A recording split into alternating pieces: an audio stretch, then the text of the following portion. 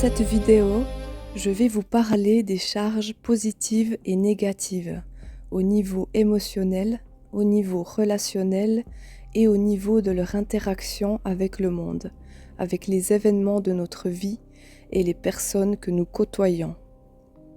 Je vais expliquer comment ces charges interagissent avec ce qui se produit dans notre vie et comment elles s'intriquent avec les autres, avec les situations, avec les expériences que nous vivons.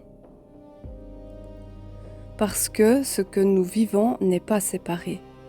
C'est une intrication permanente entre les formes, l'imaginaire, les pensées, les émotions et les expériences que nous vivons tous dans la matière.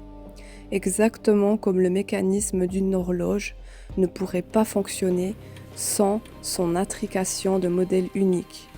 Enlevez-lui une seule pièce nécessaire à son fonctionnement et vous verrez que votre horloge ne marchera plus.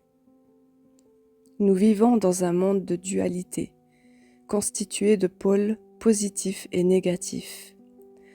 On retrouve cette polarisation partout.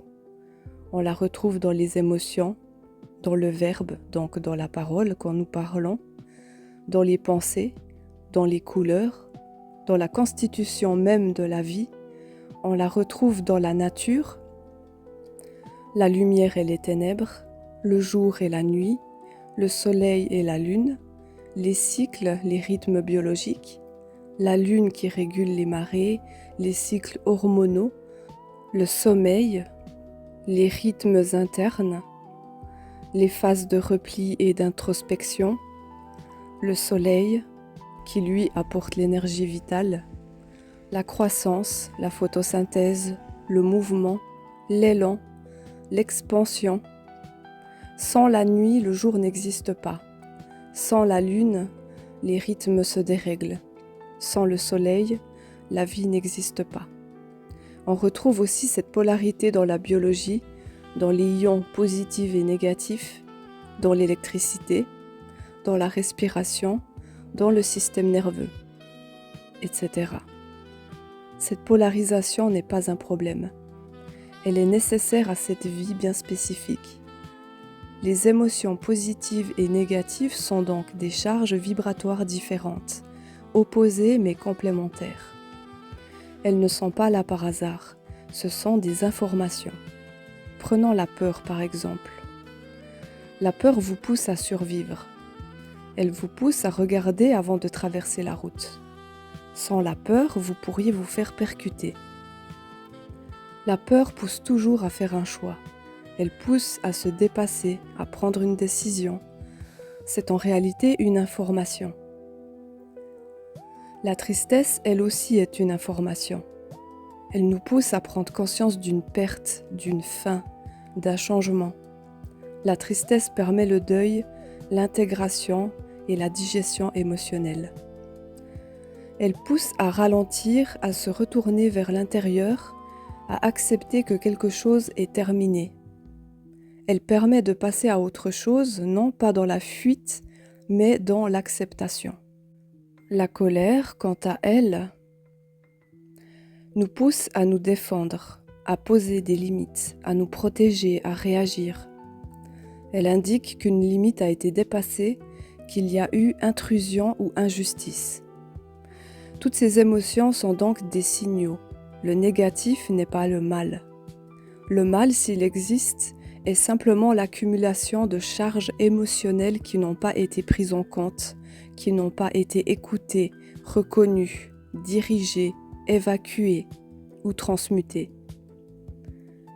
Ces charges peuvent nous écraser et nous bloquer, ou au contraire, elles peuvent nous propulser violemment.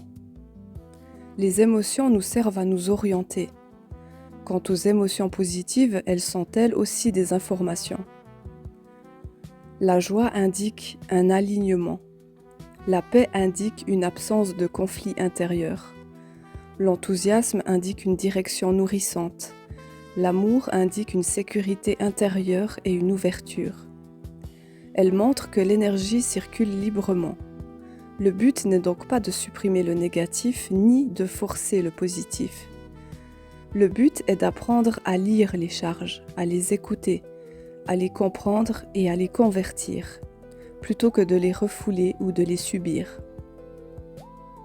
Dans mes vidéos, je parle aussi de la matrice, et là encore, je tiens à être très claire. Quand je parle de matrice, je ne parle pas de prison. Je ne parle pas d'un complot, je ne parle pas d'une vérité absolue sur l'origine du monde.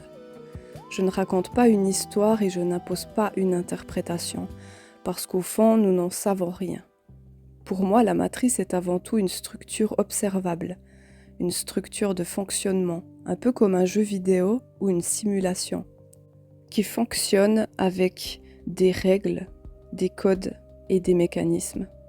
J'ai longtemps cherché réponse à tout, mais au jour d'aujourd'hui, je ne peux plus affirmer que telle et telle chose est la vérité ou fonctionne forcément de cette manière-là comme je le décris. Les spéculations sont des mythes non vérifiables, c'est pour cela que je vous invite à observer par vous-même votre propre structure et les faits vérifiables dans votre propre réalité environnante et active.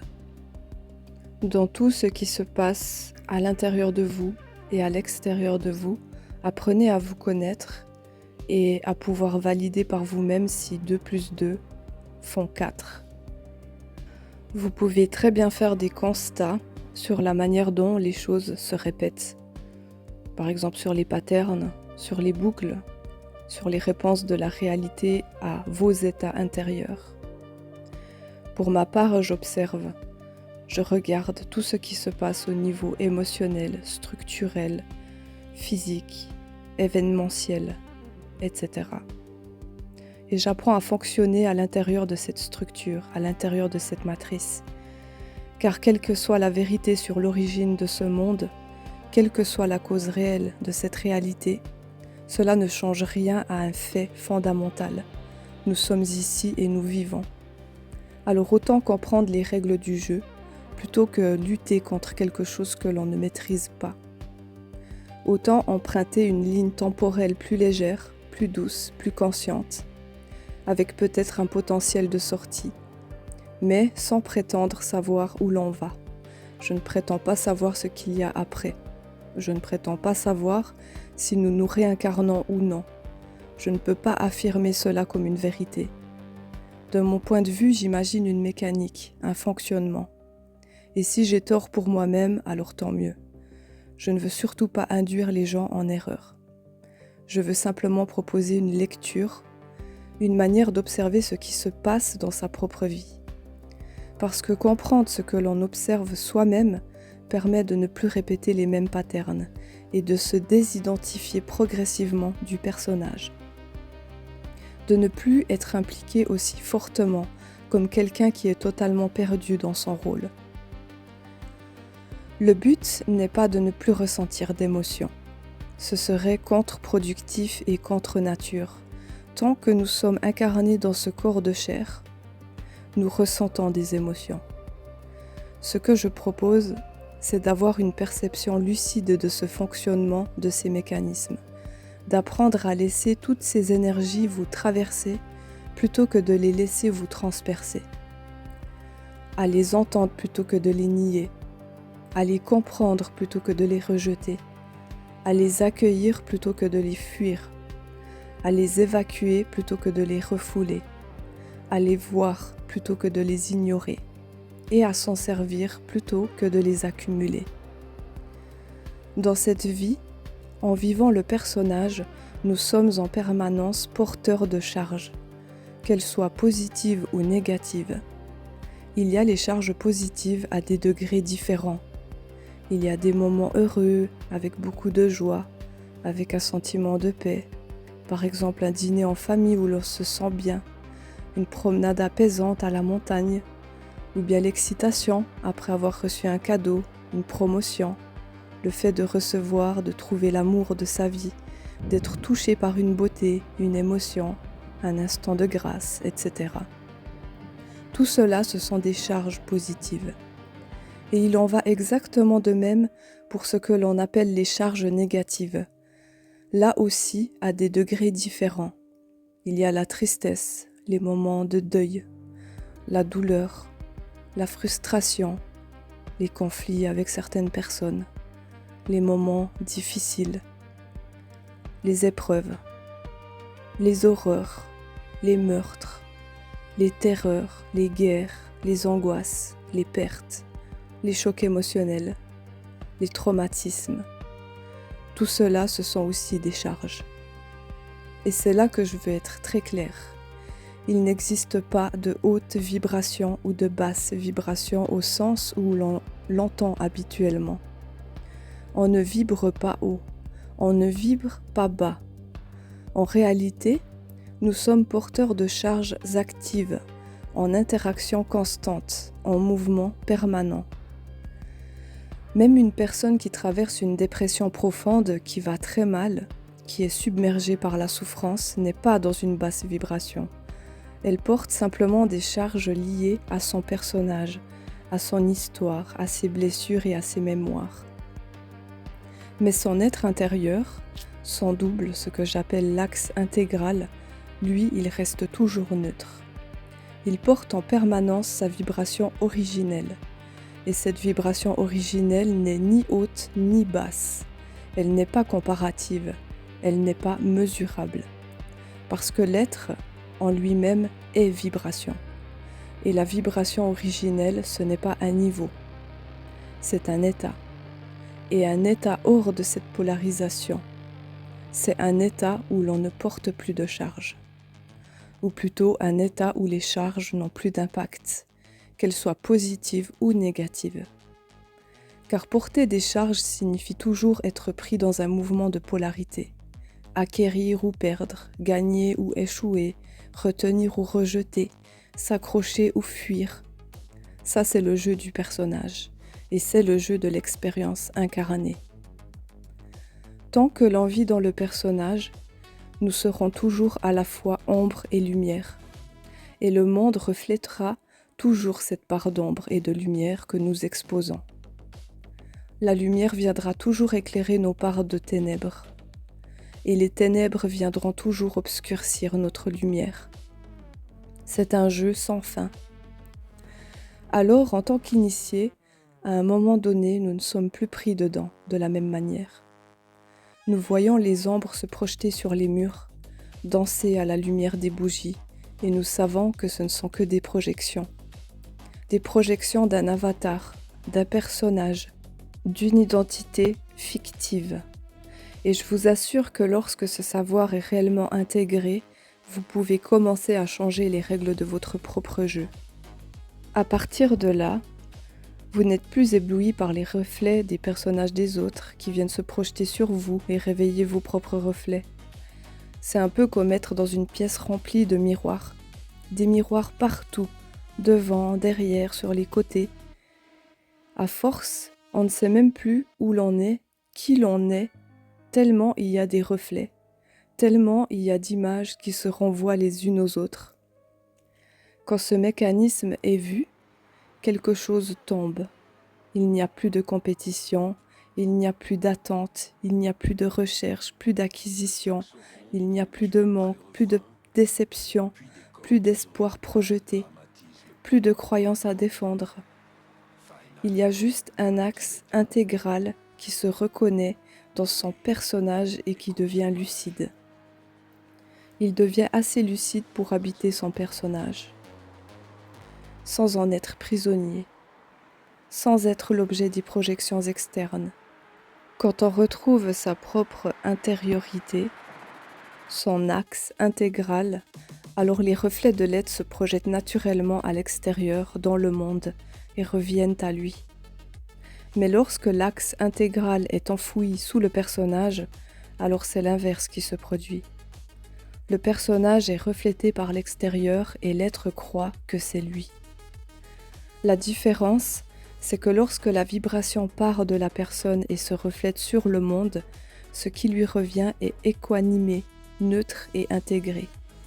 Il n'y a plus de distorsion, il n'y a plus de tension dans le retour et l'échange des charges. En revanche, lorsque la vibration provient de l'extérieur et se reflète sur la personne, ce qui est renvoyé vers le monde est déséquilibré, chargé et non intégré. La réflexion se fait alors depuis une réaction, depuis une polarisation et non depuis un axe stable. C'est là que naît la confusion, c'est de là que le jeu devient lourd. Voir cela, ce n'est pas fuir la vie, c'est commencer à y jouer en conscience. Nous sommes à la fois le personnage et quelque chose de plus vaste que lui. Le personnage, c'est l'avatar tel qu'il existe aujourd'hui. Je suis pauvre, je suis riche. J'ai un travail qui me plaît, j'ai un travail qui ne me plaît pas. J'ai des amis, je n'en ai pas. Je suis en couple, je suis seule. Je réussis, j'échoue. Chaque être humain incarne une version spécifique de lui-même, un niveau particulier de personnage sur cette terre. Cette version a été performée, façonnée et conditionnée par des programmes inscrits dans le code, génétique, familial, émotionnel, culturel, structurel. Et oui, bien sûr, on peut améliorer cette version de soi-même. On peut optimiser son avatar. On peut rendre la vie plus facile, plus fluide, plus légère. Mais ce n'est pas le but ultime. Le but n'est pas de convertir les charges négatives en charges positives pour simplement avoir une meilleure vie. Le but n'est pas de réparer le personnage. Le véritable basculement se produit lorsque les charges se convertissent d'elles-mêmes, non pas par l'effort, non pas par la volonté, non pas par une stratégie, mais par la lucidité, la présence, la conscience et le savoir. À partir de là, faire quelque chose ne se fait plus pour acquérir quelque chose. Cela se fait depuis un endroit où l'on sait profondément que rien de tout cela nous appartient. Les expériences passent, les émotions passent, les situations passent. Quelque chose nous traverse, tout le temps. Prenons un exemple concret. Imaginons que quelqu'un que vous aimez profondément vous blesse. L'émotion va vous traverser, car vous n'êtes pas insensible. La sensibilité est naturelle. Vous ressentez, vous ralentissez, vous le vivez profondément. Le but n'est surtout pas de fuir cette émotion, ni de la refouler, ni de faire comme si elle n'existait pas. Mais ensuite, la vraie question est, qu'allez-vous faire de cette émotion ? Allez-vous juger la personne ? Allez-vous vous venger ? Allez-vous répondre violemment, vous fermer, ressasser le passé ou bien vous en vouloir ? Allez-vous vous raconter une histoire de trahison, de rejet, d'abandon ? Oui, vous pouvez pleurer, car c'est même sain, c'est humain. Mais allez-vous pleurer pendant des mois, entrer dans une dépression, transformer cet événement en blessure identitaire, en perte définitive, en histoire que vous vous racontez encore et encore ?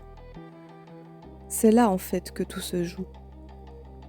En réalité, toute émotion, de la plus légère à la plus intense, peut être traversée. Oui, au début, ça peut faire très mal, comme un poignard planté dans le ventre. Mais si vous prenez les choses en main immédiatement, si vous ne laissez pas l'émotion se transformer en récit, en fixation ou en accumulation, je vous assure que ce moment peut passer aussi vite qu'il est apparu, sans laisser de traces, sans vous affecter ni à court terme ni à long terme. Et c'est là que réside la vraie liberté. Pas dans le contrôle, pas dans l'optimisation, pas dans la performance du personnage, mais dans la capacité à vivre pleinement sans être capturé, à être incarné sans être prisonnier, à laisser la vie passer à travers soi sans qu'elle s'imprime comme une condamnation. Souvent, les personnes qui parlent de supramental ou de supraconscience pensent ou donnent l'impression qu'il ne faudrait plus rien ressentir, qu'il ne faudrait plus réagir aux émotions. Et oui, d'une certaine manière, c'est vrai. Mais si ce n'est pas bien compris, cela peut créer énormément de confusion. Moi-même, je l'ai vécu. Pendant un certain temps, je me disais qu'il ne faut plus réagir, qu'il ne faut plus ressentir, qu'il faut rester neutre absolument. Mais ce n'est pas réellement ça. On ne peut pas renier notre nature humaine incarnée. On ne peut pas nier de quoi nous sommes faits, ni comment nous fonctionnons avec le corps, avec les émotions, avec les sentiments. Et j'ai réalisé que le seul moyen de s'en sortir, Ce n'était pas de supprimer tout cela, mais de cohabiter avec. Laisser entrer, mais ne rien retenir. Sentir, mais ne pas garder. Et même là, c'est encore difficile à comprendre. Il y a eu des moments où des émotions très fortes entraient en moi, des charges puissantes, et même en sachant intellectuellement qu'il ne fallait pas réagir, qu'il ne fallait pas s'y accrocher, ça ne fonctionnait pas. C'était trop fort, ça restait à l'intérieur. Et c'est là que j'ai compris quelque chose d'essentiel. Le corps, que beaucoup de personnes considèrent comme une prison, et moi-même je l'ai pensé très fort, n'est peut-être pas une prison en soi. Cette perception peut venir du fait que nous vivons dans une structure, un système codé, un peu comme un jeu vidéo, où tout fonctionne selon des règles, des niveaux, des mécaniques précises. Dans un jeu vidéo, on peut comprendre les règles, mais on ne peut pas les ignorer. On ne peut pas passer du niveau 1 au niveau 5 sans avoir traversé les niveaux intermédiaires. On ne peut pas tricher durablement. On ne peut pas forcer la sortie du jeu. De la même manière, même si la matrice est codée, même si tout semble obéir à des programmes, à des fréquences, à des ondes, à des vibrations, le corps, lui, est une entité biologique intelligente. Et il est non seulement possible de communiquer avec lui, mais c'est même fondamental. Parce que c'est le corps qui permet la conversion des charges. Pourquoi ? Parce que la mémoire émotionnelle ne s'inscrit pas ailleurs, elle s'inscrit dans le corps. Vous pouvez vouloir tout ce que vous voulez avec votre esprit, vous pouvez comprendre avec conscience, visualiser, affirmer, etc. Si le corps ne suit pas, vous restez bloqué. Vous l'avez déjà remarqué. C'est comme dans un jeu vidéo. Tant que le niveau n'est pas intégré, tant que la mécanique n'est pas comprise, le personnage ne peut pas avancer. Et c'est souvent là que naît cette impression d'emprisonnement. Même si la matrice fonctionne comme un programme, vous ne pouvez pas sortir de la structure par la force. Vous ne pouvez pas défier le code. Vous ne pouvez pas tricher. Vous devez suivre le chemin indiqué, passer du niveau 1 au niveau 2, puis au niveau 3, et pour avancer, vous devez réussir le niveau. Sinon, vous ne pouvez pas aller plus loin. Nous sommes dans un monde que nous devons comprendre, et si nous ne le comprenons pas, nous ne pouvons pas évoluer à l'intérieur de lui. Le corps fait pleinement partie de cette compréhension et de cette expérience. Il contient la partie la plus importante de la manière dont nous allons vivre notre vie, dont nous allons traverser les expériences et dont nous allons nous libérer, non pas en fuyant le jeu, mais en apprenant à y jouer consciemment. Le nœud se trouve dans le corps. La conversion des charges se fait par le corps. Et pourquoi ? Parce qu'une charge n'est pas une idée abstraite, ni un concept mental. C'est une information vivante, inscrite dans le système nerveux, dans la chair, dans la mémoire biologique. Imaginons une charge dite négative. Une charge qui contient de la confusion, du doute, de la peur, du rejet, des blessures, de la trahison, du pessimisme, de la difficulté, de l'arrogance, du mépris, de la méchanceté, du refus, de la stagnation, du chaos, de la violence, de l'ignorance, de la révolte, de la défaite, de l'échec. Ces charges ne restent pas théoriques.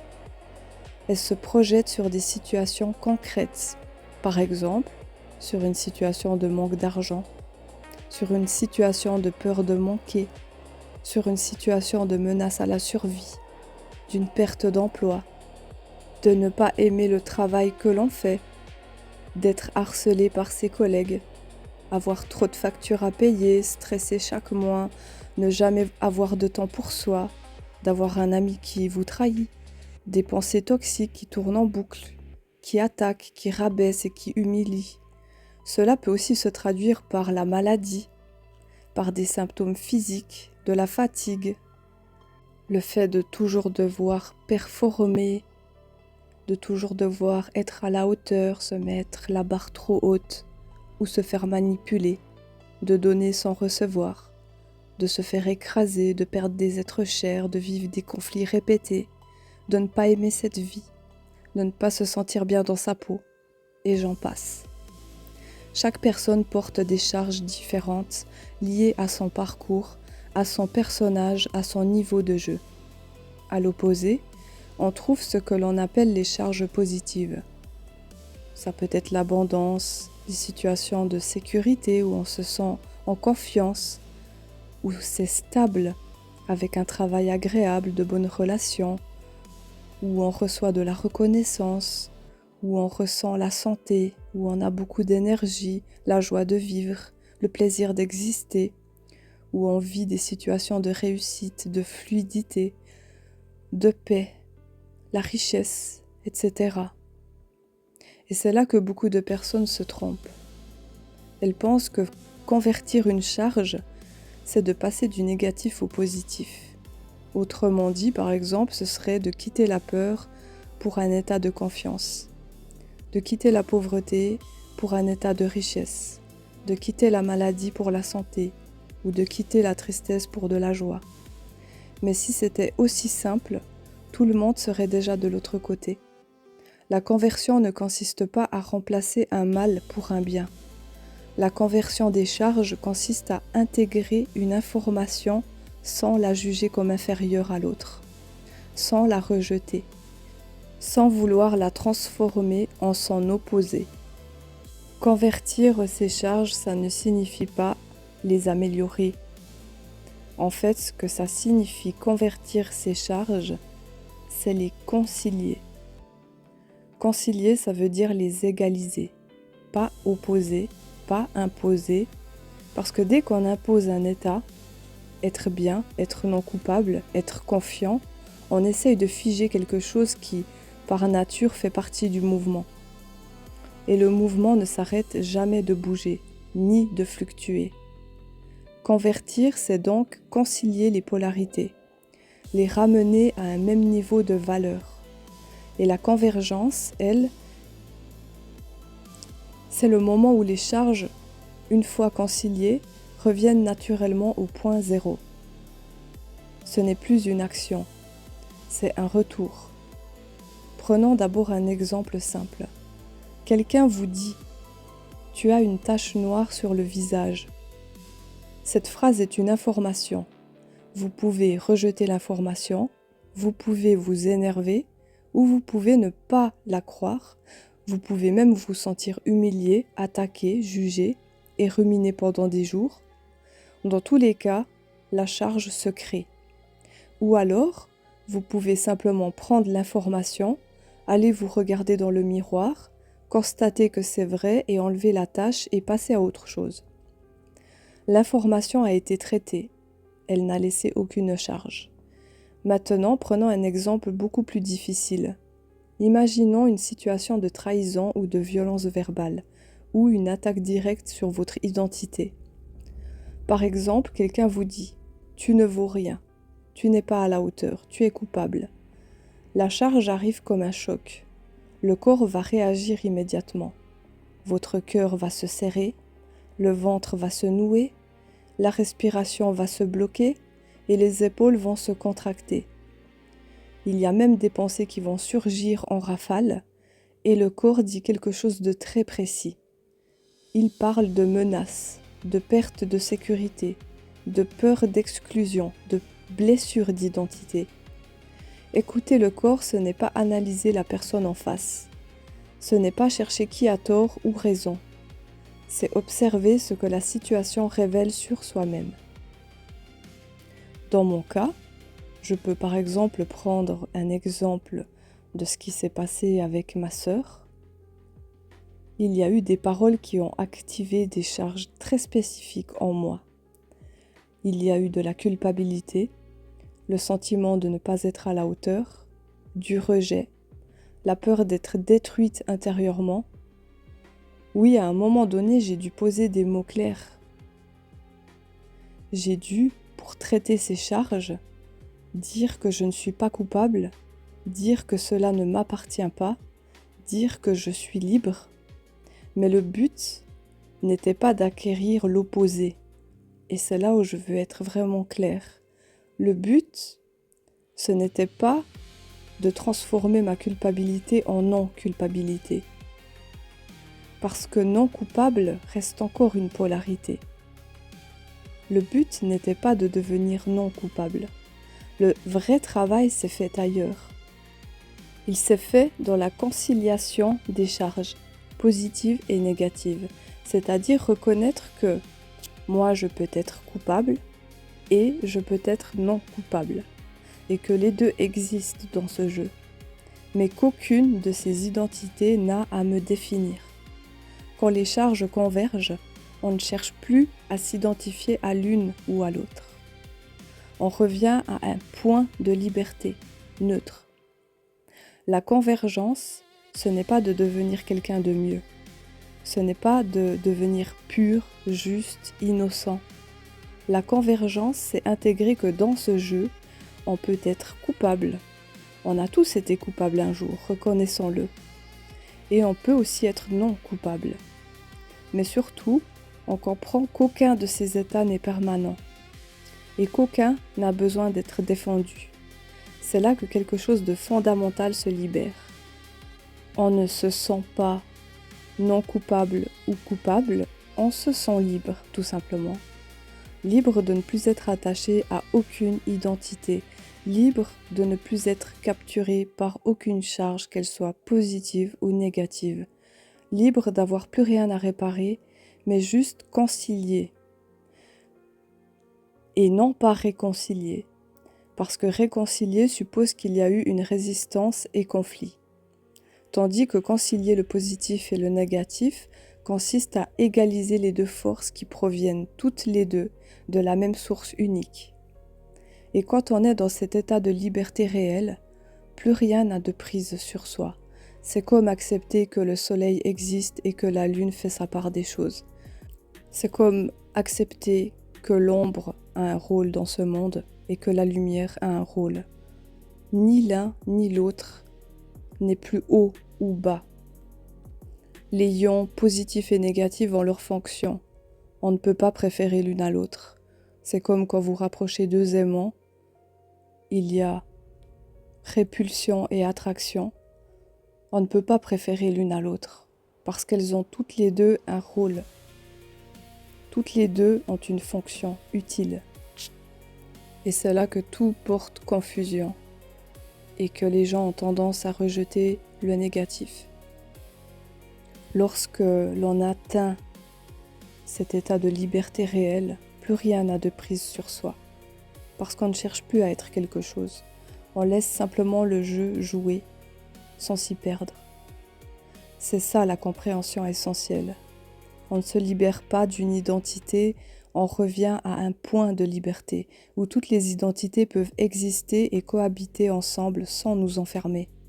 Et c'est là que la vie redevient fluide et que nous pouvons par la suite plus facilement poser des actions conscientes, lucides et souveraines. Voyez l'échange des charges positives et négatives comme un échange d'informations. On pourrait le comparer à quelque chose de très concret. Imaginez que vous soyez à votre bureau de travail, par exemple. Vous recevez un email qui vous dit que votre travail n'a pas été fait correctement et qu'il y a 2 ou 3 données à corriger. Puis, imaginez que vous recevez un autre email qui vous annonce que vous avez obtenu une promotion. Dans les deux cas, il s'agit simplement d'informations. Pourtant, ces deux informations vont provoquer des émotions très différentes en vous. Dans le premier cas, vous pourriez vous énerver. Qu'est-ce que j'ai mal fait? Qu'est-ce que je dois corriger? Mais ce patron, il est con. Tout dépendra de la manière dont vous réagissez à ce que le monde vous renvoie. Si vous êtes dans votre axe intégral, vous prenez cette information pour ce qu'elle est, une information. Le reflet vient alors de vous, et la situation finit toujours par se stabiliser et se neutraliser dans la matière. Dans le second cas, l'annonce de la promotion va probablement vous rendre très heureux, joyeux, excité, etc. Et pourtant, c'était exactement la même chose qu'avec la charge négative. Une charge est une information. Il n'y a pas de bien ou de mal. Ce sont des charges de même niveau qui indiquent simplement quelque chose de différent. Le positif tend toujours à signaler ce qui fonctionne, ce qui réussit, ce qui aboutit, ce qui avance. Le négatif, lui, tend toujours à indiquer ce qui bloque, ce qui stagne, ce qui n'avance pas. Autrement dit, si nous étions capables de comprendre l'information contenue dans chaque charge qui nous arrive, nous pourrions débloquer toutes les situations de notre vie. Mais comme nous réagissons émotionnellement, que nous n'acceptons pas ce que nous ressentons, que nous ne laissons pas les émotions nous traverser, ou que nous entrons dans des réactions comme ruminer, rester énervé, vouloir se venger, avoir peur, se sentir en manque, s'inquiéter, angoisser, s'énerver, agir à partir de la peur ou vouloir se protéger de manière excessive, alors les charges ne se libèrent pas. L'information n'est pas comprise. Elle reste alors stockée à un certain niveau dans l'organisme, dans la structure énergétique du corps. C'est un peu comme lorsque vous n'effacez jamais vos emails. Ils finissent par s'accumuler et bientôt, il deviendra difficile de retrouver les informations réellement importantes. Pourquoi s'attacher aux charges positives est aussi contre-productif ? Une charge positive n'est pas un problème en soi. Le problème commence au moment où l'on s'y attache. Une charge positive qui provoque joie, réussite, reconnaissance, excitation, amour est avant tout une information. Elle indique que quelque chose circule, fonctionne, s'aligne à un instant donné. Tant que cette information est accueillie, puis laissée passer, elle joue pleinement son rôle. Mais dès qu'on cherche à la retenir, à la prolonger ou à la reproduire, elle cesse d'être une information et devient une tension. L'attachement est égal à une compensation. S'attacher à une charge positive revient inconsciemment à dire « cet état est nécessaire pour que je sois bien, pour que je sois moi ». À partir de là, on entre dans une dynamique de compensation. On veut maintenir l'état à tout prix. On évite toute information contraire. On cherche à revivre la même sensation encore et encore. On craint sa disparition et cela peut créer des états de dépendance nuisibles. Le positif n'est plus vécu, il est utilisé. Toute compensation appelle une décompensation. C'est ici que le mécanisme devient clair. Toute charge retenue crée un déséquilibre et tout déséquilibre appelle une décompensation, non pas par punition, mais par régulation naturelle. Je vais vous donner des exemples assez concrets pour que vous compreniez ce que j'essaie d'expliquer par rapport à ce processus de régulation. Par exemple, si vous vivez des moments d'euphorie et que vous voulez les retenir, cela va provoquer des chutes brutales émotionnelles. Par exemple, si vous avez des réussites et que vous les idéalisez, il va y avoir de plus grandes peurs de l'échec. Si par exemple vous êtes dans une recherche excessive de reconnaissance, cela peut créer de la dépendance au regard extérieur. Par exemple, si vous cherchez un amour fusionnel, cela peut provoquer de l'angoisse, de la perte. Par exemple, si vous avez une confiance beaucoup trop surchargée, cela va provoquer du doute brutal en vous. En fait, le négatif ne survient pas parce que le positif était faux, mais parce que le mouvement a été interrompu. Le malentendu fondamental, on croit souvent que le positif est le but et que le négatif est une erreur à éviter. Mais en réalité, le positif indique ce qui fonctionne. Le négatif indique ce qui bloque ou demande ajustement. Ce sont deux charges de même niveau, portant des informations différentes. Le problème n'est ni l'un ni l'autre, mais le fait de s'identifier à l'une et de rejeter l'autre. Le fait d'en vouloir garder une et de ne pas vouloir de l'autre. Ce que fait l'axe intégral. Lorsque l'axe est présent, il n'y a aucune charge qui ne soit rejetée, aucune charge qui ne soit retenue. Il n'y a ni compensation ni décompensation. Les charges peuvent circuler normalement. L'information est traitée et comprise. et la matière va la stabiliser automatiquement. Le positif ne gonfle plus l'identité. Le négatif ne la menace plus. Le serpent arrête de se mordre la queue. Car ce qui revient ne repart plus de la réaction. Une image simple pour vous montrer, c'est un petit peu comme la respiration. L'inspiration est agréable, l'expiration l'est parfois moins. Mais vouloir garder l'aspiration crée une asphyxie. Ce n'est pas la respiration qui pose problème, c'est la rétention. D'ailleurs, l'inspiration est associée au yin féminin négatif et l'expiration au positif yang masculin. Ce qui montre exactement ce que j'explique dans cette vidéo. Inspirer les charges négatives, réguler, accepter que ça existe. Expirer les charges pour les concilier, donc non pas pour atteindre le positif, mais pour les normaliser. Ça veut dire que vous retrouverez automatiquement la paix. Souvent, les gens s'accrochent aux émotions positives comme la joie, le bonheur, l'excitation, l'euphorie, mais celles-ci ne sont pas un but non plus, ce ne sont que des informations. Et le but n'est pas de générer toujours de la joie, de l'euphorie et de l'excitation. Le but est d'avoir un état stable de paix. C'est le plus important. Car comme je vous l'ai expliqué, tout est en constant mouvement, toujours. Et un état ne va pas rester stable. Vous allez toujours passer d'un état à un autre. L'important, c'est de savoir comment vous gérez ce qui provoque vos états du moment. Que vous puissiez vivre ce qui vous arrive au moment présent, en pleine conscience. Et lorsque la joie part, parce que le moment est fini, alors laissez partir. Lorsqu'un moment vous provoque de la colère parce que quelqu'un vous a mal parlé, alors vivez cet instant, mais ne retenez pas les charges. C'est comme une goutte dans l'océan. Imaginez une goutte d'encre noire, très noire, bien pigmentée. Mettez-la dans l'océan et elle va se diluer. L'océan ne sera jamais noir complètement, juste à cause d'une petite goutte. Mais par contre, si vous n'évacuez pas les charges, que vous les gardez en vous, que vous les imprimez en vous, en fait, ça fera plein de petites gouttes noires. Et là, oui, au final, l'océan finira par se colorer et devenir noir. Mais si vous évacuez à chaque fois, que ça passe, que ça ne vous définit pas, alors l'océan restera toujours clair. La clé ici est de ne jamais se définir par rapport aux charges que vous vivez.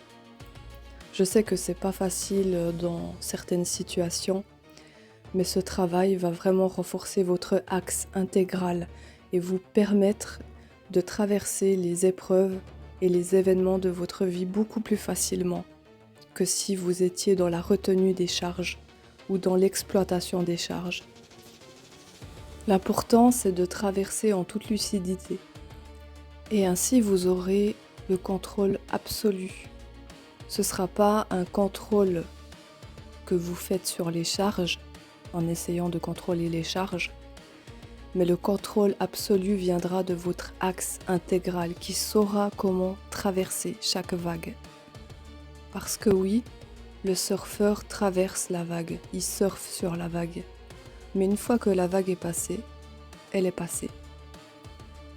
C'est vrai qu'une vague peut être très impressionnante, surtout si elle va très haut en hauteur.